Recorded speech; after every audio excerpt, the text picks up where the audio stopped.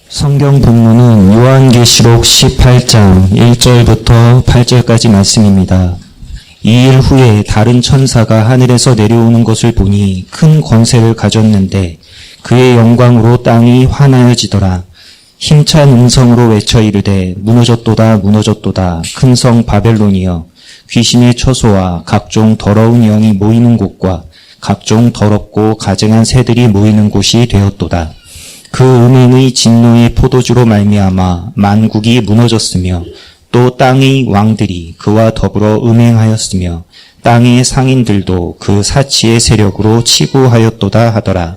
또 내가 들으니 하늘로부터 다른 음성이 나서 이르되 내 백성아 거기서 나와 그의 죄에 참여하지 말고 그가 받을 재앙들을 받지 말라. 그의 죄는 하늘에 사무쳤으며 하나님은 그의 불의한 일을 기억하신지라. 그가 준 그대로 그에게 주고 그의 행위대로 갑절을 갚아주고 그가 섞은 잔에도 갑절이나 섞어 그에게 주라. 그가 얼마나 자기를 영화롭게 하였으며 사치하였든지 그만큼 고통과 애통으로 갚아주라. 그가 마음에 말하기를 나는 여왕으로 앉은 자요 과부가 아니라 결단코 애통함을 당하지 아니하리라 하니 그러므로 하루 동안에 그 재앙들이 이르리니 곧 사망과 애통함과 흉년이라. 그가 또한 불에 살라지리니 그를 심판하시는 주 하나님은 강하신 자이심이라. 구약을 보면 선지자들이 이스라엘 백성을 하나님의 아내로 묘사하는 것을 볼 수 있습니다. 신약 성경은 교회를 예수 그리스도의 신부로 묘사합니다. 즉 성삼위 하나님께 주의 백성은 언약을 맺은 신부로 비유됩니다.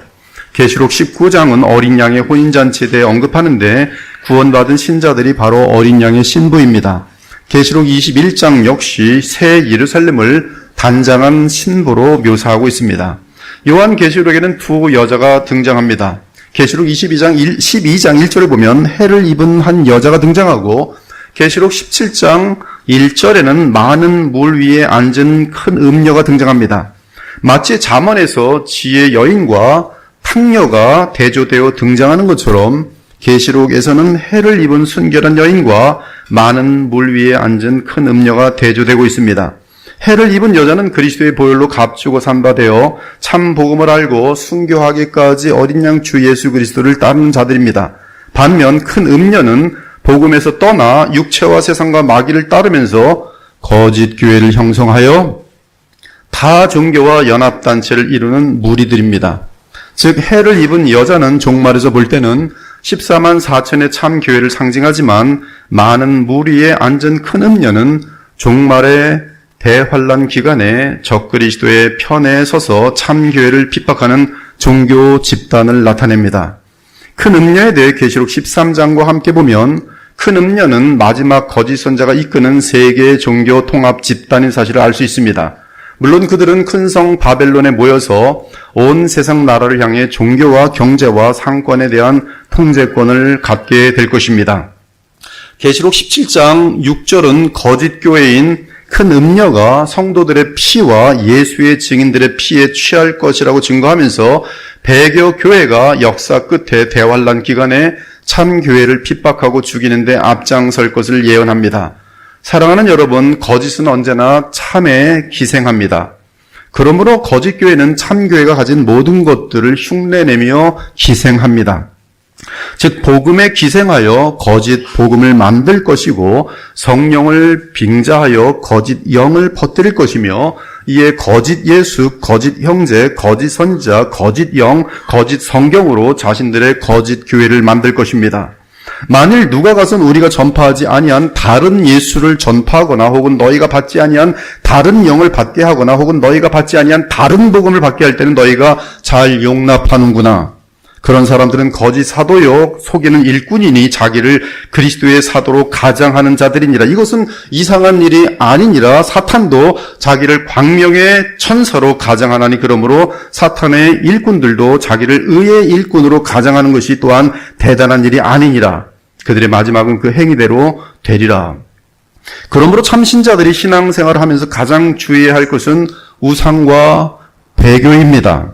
이에 사도 요한은 요한일서를 마치면서 자녀들아 너희 자신을 지켜 우상에게서 멀리하라고 간곡하게 그의 이 요한일서를 마무리하고 있는 것이 사실 하나님께서 가장 가증스럽게 여기는 죄악은 많은 죄악들이 있지만 주님은 용서하시기를 기뻐하시지만 그러나 가증스럽게 여기는 죄악은 배교입니다.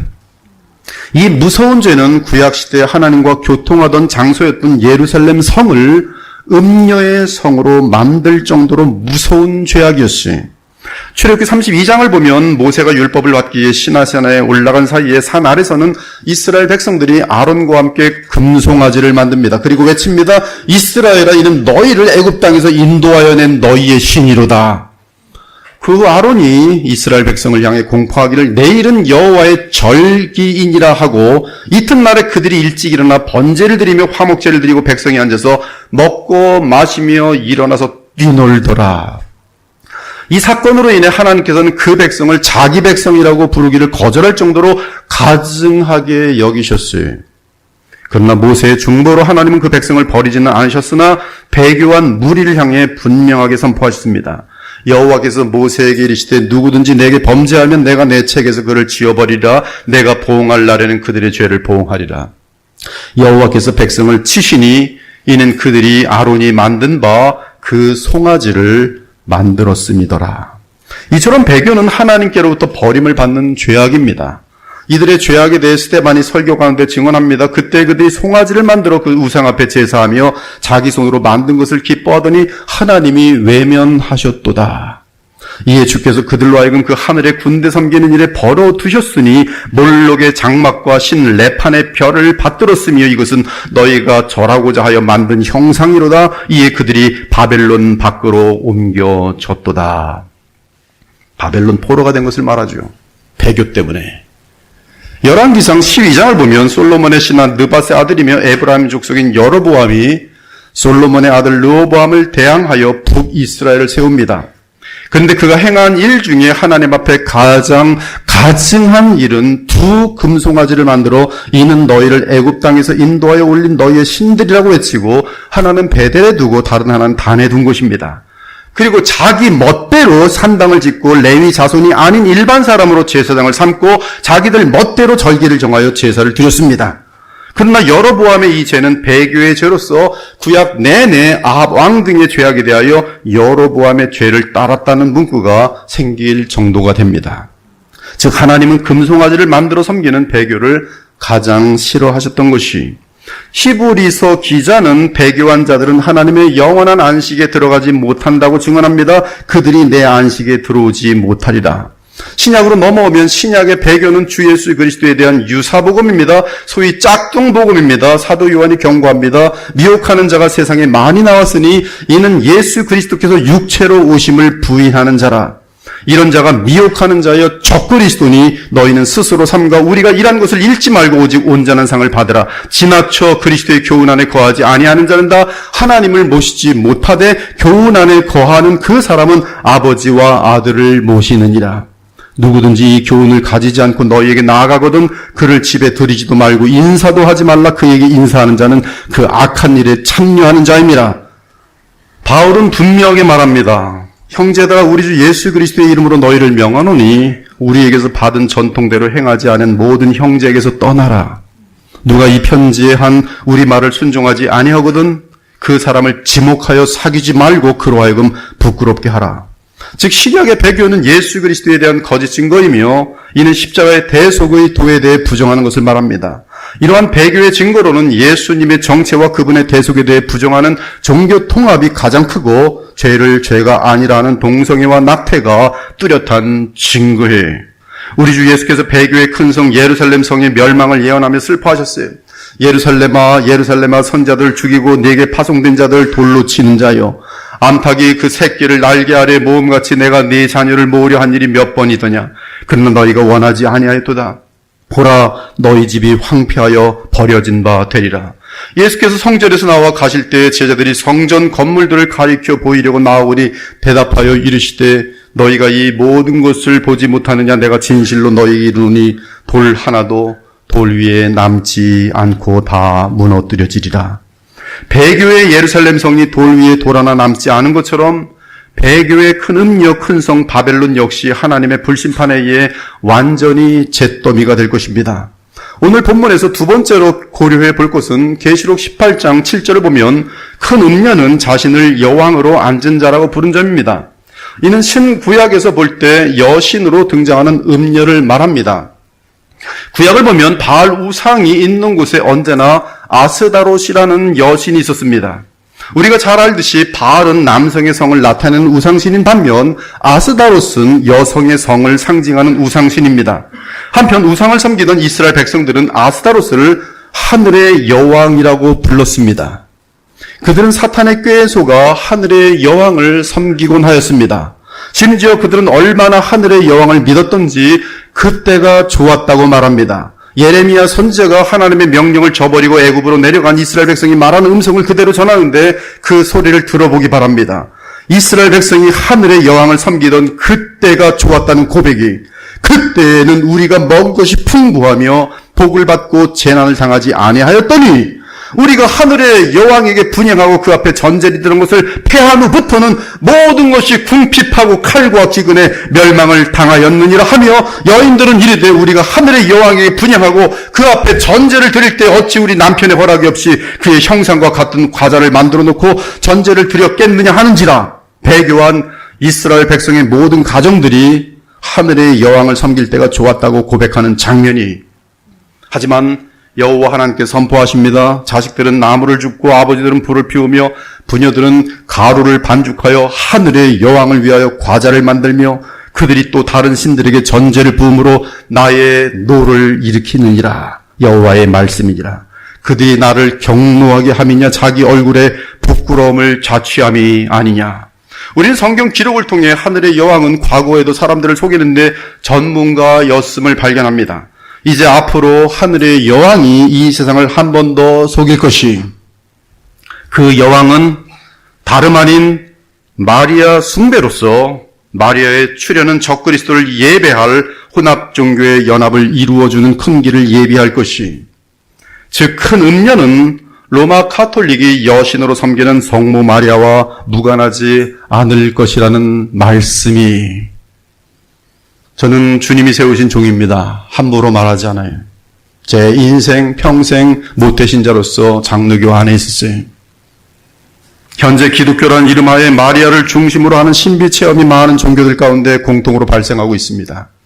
마리아가 구름 사이로 등장하기도 합니다. 마리아가 기도하는 수녀들에게 나타나 새로운 계시를 알려주고 있습니다.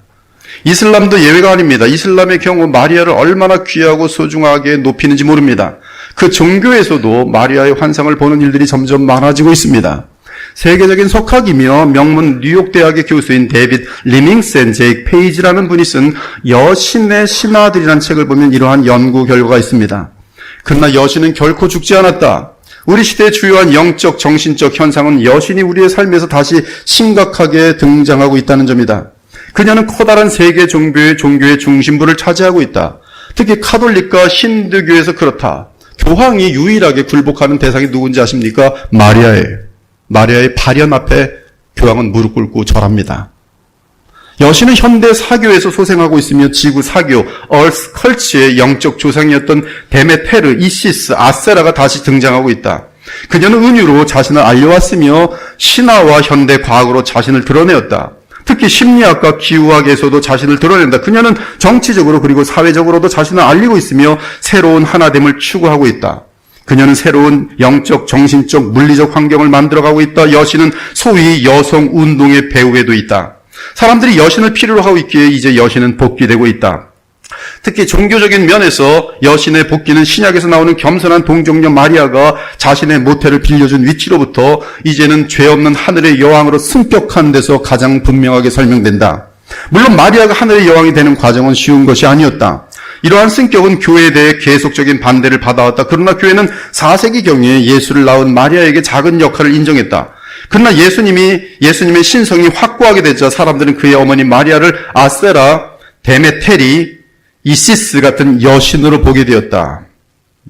아들이 신이기 때문에 어머니 역시 신이라는 거예요, 여신.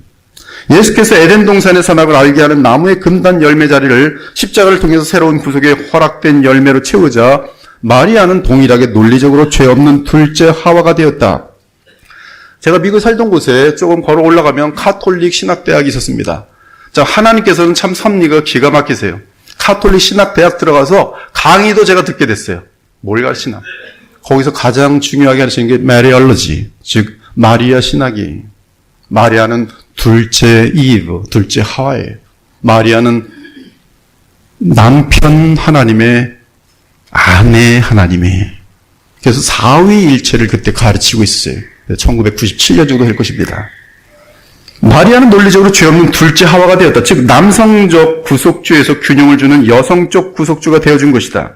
그녀가 죄 없이 잉태되었다는 믿음은 마침내 1854년에 마리아는 죄가 없는 거예요. 예수님처럼. 그는 구속주입니다. 그래서 코매트릭스, 즉 이 동일하게 예수님처럼 구속주가 될 것을 페미니스트들이 교황청에 항상 올려왔어요. 그러면 사위일체가 되는 것이고 이제 구속자는 둘이 되는 거예요. 마리아만 믿어도 구원받을 수 있는 것이. 1854년에 그녀가 죄가 없이 잉태되었다는 믿음은 1854년 로마 카톨릭 교회의 교리로 받아들여졌어요. 정식으로.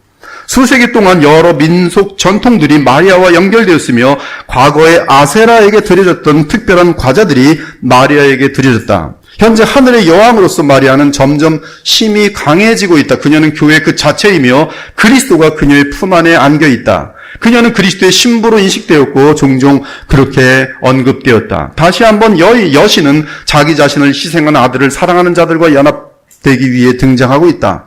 교회들은 예수의 이름이나 성자들의 이름이 아닌 마리아의 이름을 따서 교회 이름을 짓기 시작했다. 마리아 동상들과 그림들이 개인적 또는 공동체적인 숭상의 대상이 되었다. 동상들과 그림들은 겸손한 처녀보다는 왕관을 쓴 여왕을 묘사하고 있었다. 가끔 그녀는 마치 이시스가 그녀의 무릎에 이집트의 파라오들을 앉힌 것처럼 자신의 무릎에 면류관을 쓴 그리스도 왕을 앉히고 있다. 동정녀 마리아의 많은 동상들과 그림들은 특히 프랑스에서 흑인 마돈나를 나타내고 있으며 이는 여신의 기원인 어둠의 지구를 반영하는 어둠의 여신과 마리아를 연결하고 있는 것이다. 이러한 동상들과 그림들은 사람들의 숭상의 대상이 되어 왔으며 어느새 마력적인 힘들과 종종 이상한 예식들 및 축제들이 계속 더하여 붙여지고 있다.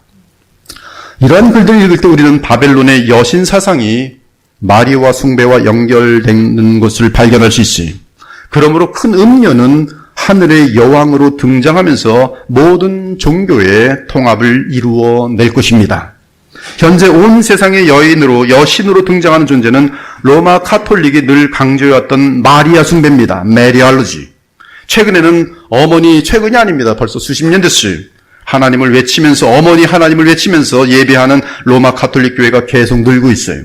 심지어 한국의 여러 카톨릭 교회에서는 다 같이 외칩시다. 엄마 하나님! 그럼 엄마 하나님 하고 외치는 공식 예배가 늘어나고 있었습니다. 현재 복음적인 개혁주의 교회 외에 대부분의 기독교단 및 세계 종교가 종교 다원화로 향하고 있습니다. 전 세계 복음주의 기독교를 대표한다는 여러 신학자들과 목사들 역시 종교 다원주의를 공식적으로 인정했습니다. 이제 이 땅의 목사들 중에는 십자가 복음 없이도 구원이 있다고 주장하는 자들이 벌써 많이 생겨났어요. 신기한 것은 종교 다원주의와 함께 동성연애가 전 세계적으로 신속하게 확장되고 있다는 사실입니다. 저는 이쪽에 관심이 있기 때문에 아는데요. 동성애가 전 세계적으로 커밍아웃한 것은 21세기에 들어와서부터입니다. 앞으로 더 강력할 것이. 동성연애는 로마서 1장에서 언급하는 것처럼 인간 타락의 극치를 의미합니다. 하나님을 알되 하나님을 영화롭게도 아니하며 감사하지도 아니하고 오히려 그 생각이 허망하여지며 미련한 마음이 어두워졌나니 스스로 지혜 있다 하나 어리석게 되어 썩어지지 아니하는 하나님의 영광을 썩어질 사람과 새와 짐승과 기어다니는 동물 모양의 우상으로 바꾸었느니라. 심각하게 타락한 절차를 겪은 후에 그러므로 그들의 완고함이 끝까지 집행되는 것을 보고 하나님께서 그들을 마음의 정욕대로 더러움에 내버려 두사 그들의 몸을 서로 욕되게 하게 하셨으니 곧 그들의 여자들도 순리대로 쓸 것을 바꾸어 영리로 쓰며 그와 같이 남자들도 순리대로 여자 쓰기를 버리고 서로 향하여 능욕이 불릴 듯하며 남자가 남자와 더불어 부끄러운 일을 행하여 그들의 그릇 때문에 상당한 보응을 그들 자신이 받았느니라.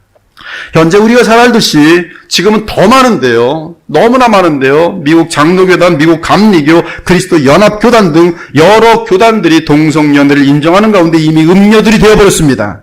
즉 그들은 이미 배교 상태에 있어요. 그들은 하나님께서 가장 가증한 죄로 부르는 것을 삶의 스타일이라고 부르며 죄가 아니라고 하니 이것이 바로 배교의 증거인 것이. 아무튼 계시록의 큰 음녀는 로마 카톨릭 교회를 중심으로 하여 장차 종말에 세워질 종교, 정치, 문화 연합체인 큰 성 바벨론입니다. 로마 교회는 조만간 개신 교회들을 흡수하여 세계적 교회로 등장할 것이며 그 모든 종교를 통합할 것이. 그 유브라데 세계 대전 이후 로마로부터 예루살렘으로 도시가 옮겨지면서 큰 음녀는 엄청난 형통을 맞이할 것입니다. 예루살렘은 전 세계 종교 중심지가 될 것이. 그러나 두 선지자가 등장하여 예루살렘에 거하던 음녀는 적그리스도와의 등장과 함께 유브라데의 큰 성 바벨론으로 옮겨서 그곳에서 온 세상 종교를 주관할 것입니다. 이때 이 땅에 남은 교회는 대환란에 들어가지만 하늘에서의 마지막 나팔 소리와 함께 주의 백성들이 부활 승천할 것이며 그 이후 일곱 대접 심판으로 큰 성 바벨론 및 온 세상은 영원히 멸망할 것이. 사랑하는 여러분, 성경은 반드시 마지막 적그리스도가 등장하기 전에 이 땅에 대교회 교회가 우뚝 서서 종교 통합의 주인공이 될 것을 알려주고 있어요. 우리는 이 사실을 결코 잊지 말고 계속 기억하고 있어야 합니다. 그래야지 배교에 빠지지 않을 수 있어요. 누가 어떻게 하여도 너희가 미혹되지 말라. 먼저 배교하는 일이 있고 저 불법의 사람 곧 멸망의 아들이 나타나기 전에는 그날 곧 주의 재림의 날이 이르지 아니하리라. 거꾸로 말하면 주의 재림의 날이 이르기 전에 반드시 그 전에 멸망의 사람이 등장하게 돼 있고요. 멸망의 사람이 등장하기 전에 배교가 있도록 돼 있어요. 배교, 적그리스도, 주의 재림이. 셋째는 온 세상이 큰 성 바벨론의 영향력 아래에서 귀신과 우상들을 섬기며 영적인 음행과 육체적인 음행을 저지른다는 사실이. 그 와중에 온 세상의 기업 상인들은 큰 성 바벨론의 화려하고 방탕한 생활 패턴 때문에 돈을 많이 벌어서 부유하게 될 것입니다. 그러나 8절을 보니 죽음과 고통과 기근으로 인한 슬픔이 단 하루 만에 큰 성 바벨론에게 임할 것입니다. 큰 성 바벨론은 불에 타서 잿더미가 될 것이. 이는 전능하신 주 하나님께서 큰 성 바벨론을 심판하셨기 때문입니다. 마치 소돔과 고모라처럼 불로 태워버리셨기 때문입니다. 9절을 보면 세상의 통치자들은 큰 성 바벨론의 음행에 동참할 것이. 계시록이 음행을 영적인 것과 육체적인 것을 구별하지 않고 사용하는 것은 큰 성 바벨론 시대에는 영적인 음행과 육체의 음행이 구별되지 않을 것이기 때문입니다. 명심하고 들으십시오.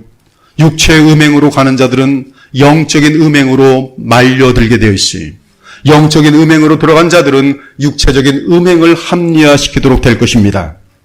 지금 이 시대의 이단들 가운데는 영적인 음행으로 인해 육체적 음행이 지독하게 강력한 교주들이 이미 여럿 있어요. JMS 교주, 베레아 귀신론의 김기동, 만민중앙교회 이재록, 더 이름을 나열할 게 셀 수 없이 많지만 과거 통일교회 문선명, 수많은 이단 교주들이 수십 명의 여성들과 성적인 관계를 갖고 사회에 문제를 일으켜 왔는데 이러한 일들은 이상한 일이 아니란 말씀이. 큰 음녀 시대에는 온 세상 통치자들이 영적으로나 육체적으로 지독하게 음란스러워질 것입니다. 그들은 불량한 재벌 아들이 돈을 뿌리며 방탕하고 사치스러운 삶을 사는 것처럼 세상의 사치와 방탕이 깊게 물들 것이. 이에 상인들이 큰 성 바벨론과 관련한 그러한 방탕하고 타락한 권력자들 때문에 큰 돈을 벌 수 있게 될 것입니다. 13절을 보면 많은 상인들이 팔고 사는 물건들 가운데 사람의 영혼들을 매매한다는 내용이 있습니다. 여기서 영혼들이라는 단어는 푸슈카스라는 헬라어인데 계시록 전체에서 볼 때 영혼 그 자체를 의미합니다. 사람의 영혼들을 매매하는 것은 과거 로마 시대 때 노예를 팔고 사던 것과 연관되는데 우리는 미래에 사람들의 영혼을 사고 파는 것이 무엇을 뜻하는 것인지 눈여겨보아야 할 것이. 인공지능 로봇의 등장과 사람의 기억력 그리고 영혼 등은 어떤 관계가 될지 지켜보아야 할 것입니다. 한편 24절을 보면 큰 성 바벨론의 길에 선지자들의 피가 흘려졌습니다. 이는 계시록 11장의 두 증인에 대한 죽임과도 연결됩니다. 적그리스도가 등장한 이후 그 두 증인의 시체는 큰 성 예루살렘의 길에 놓였습니다. 그 적그리스도는 거짓 선자와 더불어 유브라데 근처에 큰 성 바벨론을 세우고 온 세상의 하나님의 백성들을 대학살하는 주인공이 될 것이. 사랑하는 여러분, 우리는 계시록 전반부에서 소아시아의 7교회에는 사탄의 회가 있었고 거짓 선자와 자칭 여신이 있었음을 기억합니다. 소아시아 7교회에 있던 도시에는 사탄의 권자가 있었습니다.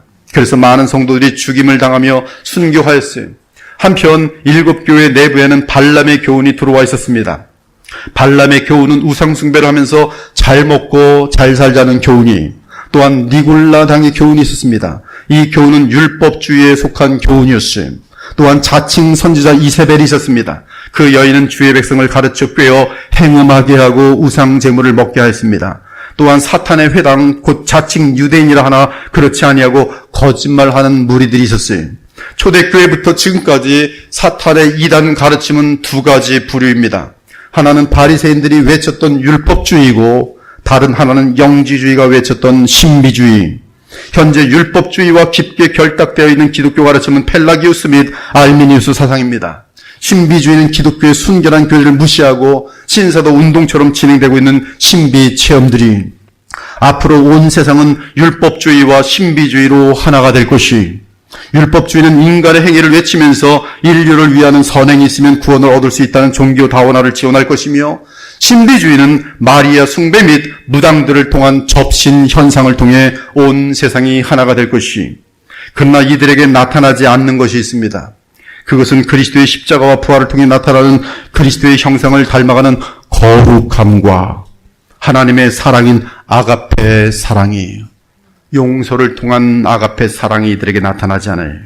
즉 복음을 통한 성령의 능력이 나타날 수 없습니다.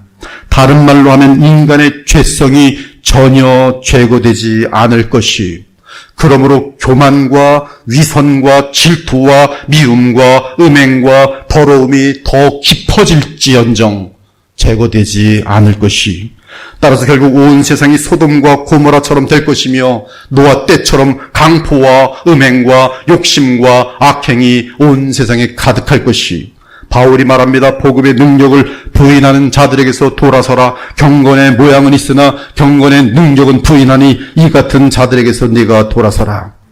사랑하는 여러분, 기독교의 생명은 그리스도의 생명입니다. 기독교의 생명은 그리스도의 영이신 성령이십니다.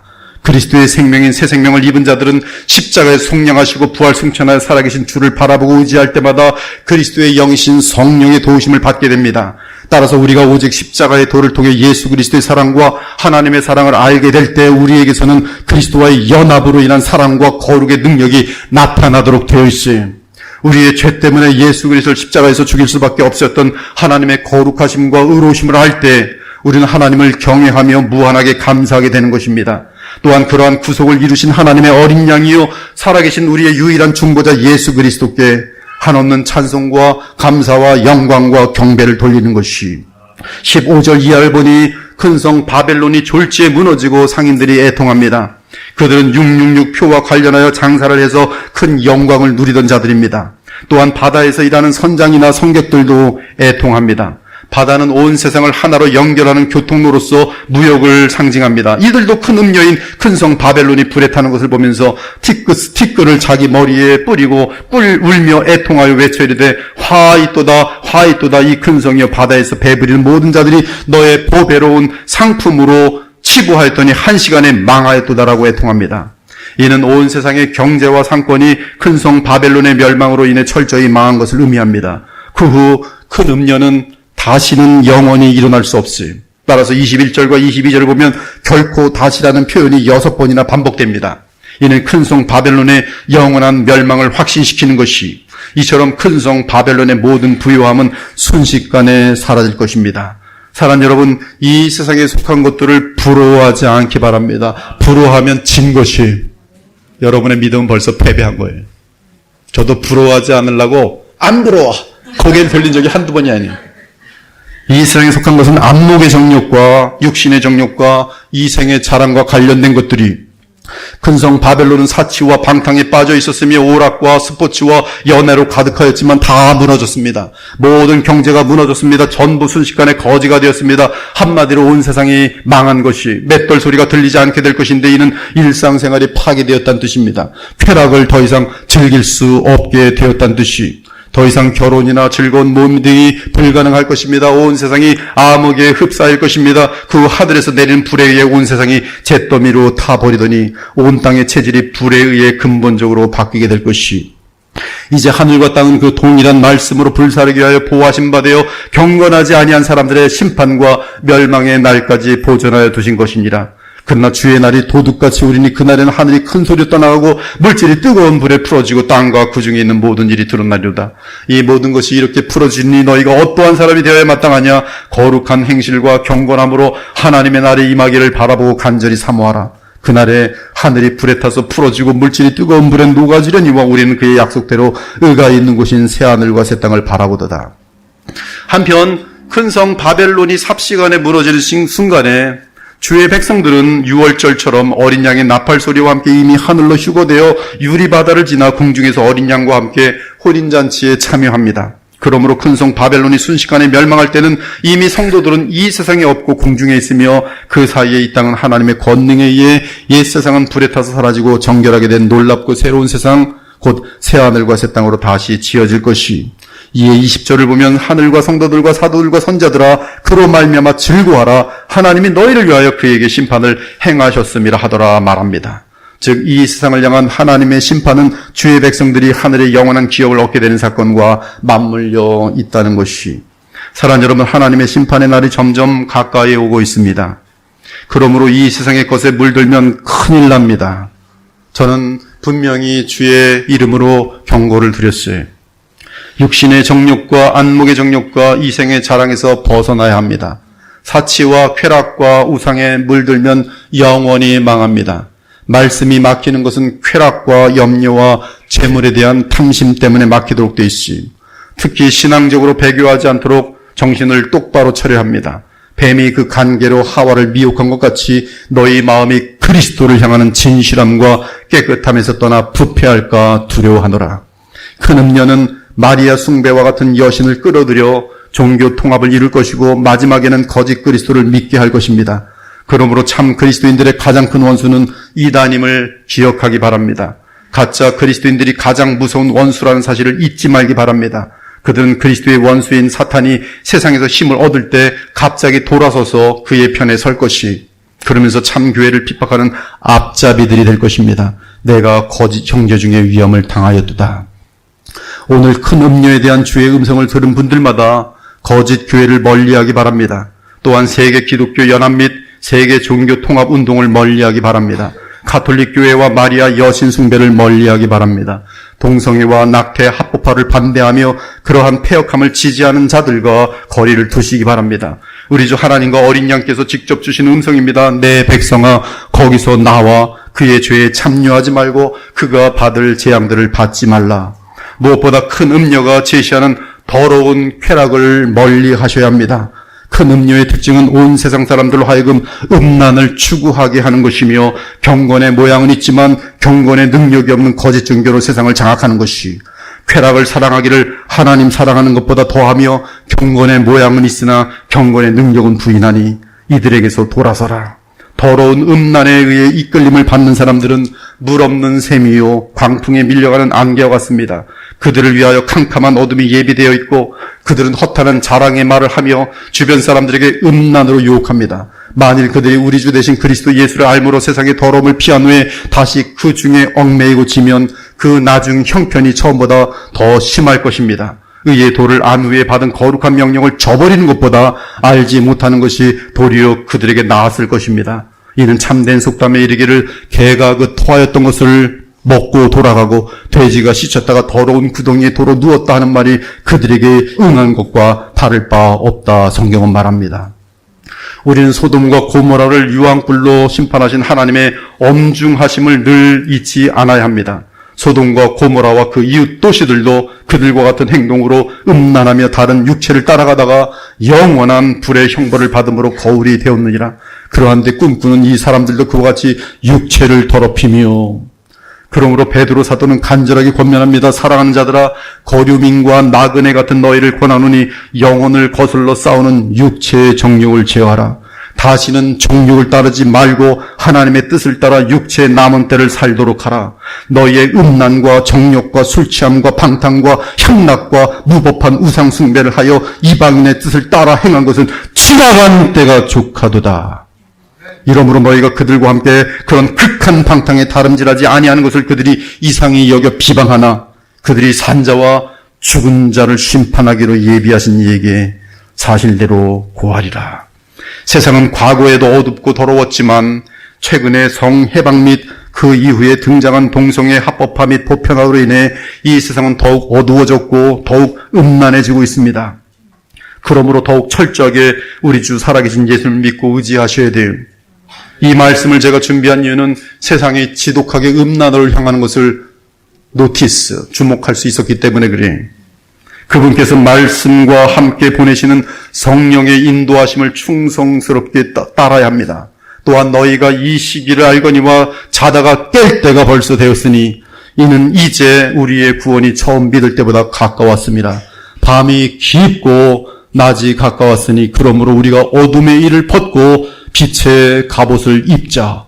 낮에와 같이 단정히 행하고 방탕하거나 술 취하지 말며 음란하거나 호색하지 말며 다투거나 시기하지 말고 오직 주 예수 그리스도로 옷 입고 정욕을 위하여 육신의 일을 도모하지 말라.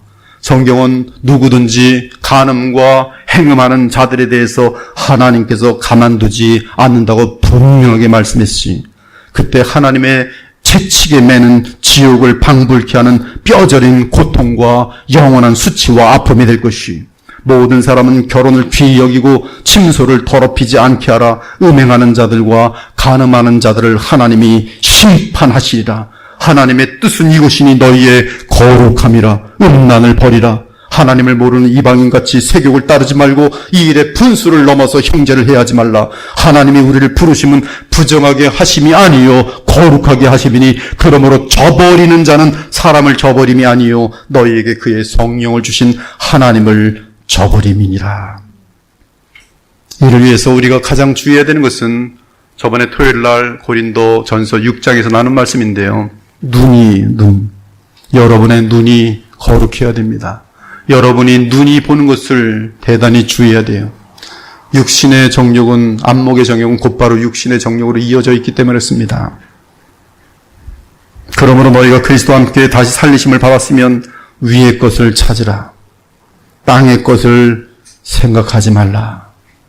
우리의 생명이신 그리스도께서 나타나실 그때 너희도 그와 함께 영광 중에 나타내라. 그러므로 땅에 있는 지체를 죽이라. 곧 음란과 부정과 사욕과 악한 정욕과 탐심이니 탐심은 우상 숭배니라. 이런 것들로 말미암아 하나님의 진노가 임하느니라.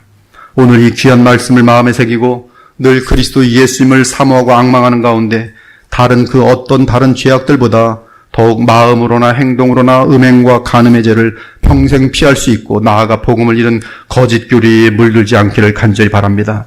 오직 성경이 오직 하나님의 아들이요 우리의 유일한 구주이신 살아계신 그리스도만이 유일한 구원의 길입니다. 오직 그분의 십자가 속량만이 우리가 죄사함을 받고 하나님께 나아갈 수 있는 유일한 바탕이며 길이 부활하여 영광에 이르신 우리 주 그리스도께서 보내시는 성령만이 살아계신 우리 주 예수께서 보내시는 성령만이 그분을 믿음으로 말미암아 받게 되는 성령만이 우리가 이 세상을 이기고 죄에 맞서 승리하는 전능하신 거룩한 하나님의 능력입니다. 그러므로 이 마지막 때에 더욱 우리 주 예수 그리스도와 오직 성경 그리고 그분의 십자가와 주의 부활로 이 땅에 임하신 그리스도의 영 즉 성령을 믿음으로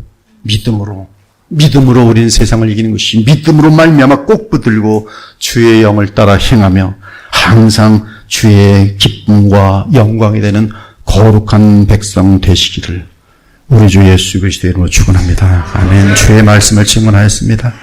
주의 영이 함께 하셔서 이 말씀이 사랑하는 주의 백성들의 생각과 감정과 결정들을 주장하여 주옵소서.